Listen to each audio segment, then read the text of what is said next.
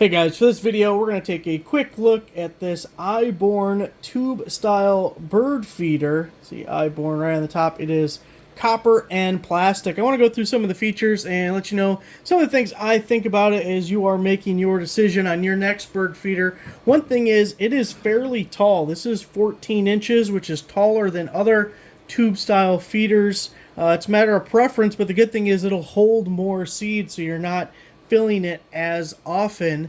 Also, I like that we do have a lot of metal here. The cap is metal, obviously the hanging mechanism is metal. Our perches and our openings all have a metal ring around them, and the base is metal. And what I like about that is it helps keep the squirrels away. They're not going to be able to chew at these ports or at the edges or anything.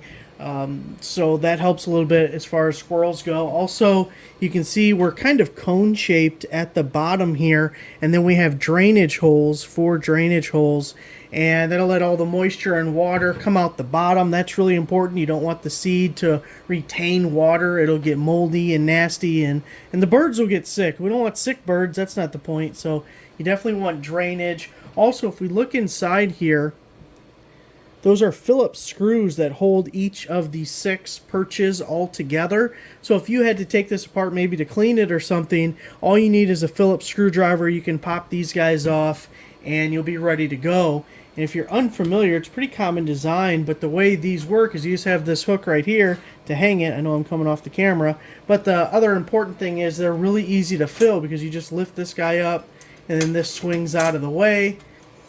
So you just fill it up, slap the lid back on it, and you are all ready to go. One other thing that may be possible, and you'll have to think about, the perches might be a little on the big side. They may be too big that birds that are less desirable will be able to land on here and eat all your seed, and maybe you don't want that. They are metal, so easiest thing would be like a Dremel or a rotary tool, and you could cut these things back a little bit. I would do very little bit at a time because you don't want to do too much, and now what are you going to do? But you could cut off, even just do 1 or 2 to see how that works just a little bit. And you might not have to, depends what birds you have and what's going on. But if you notice large birds that you don't want being attracted to the feeder, try cutting these down just a little bit.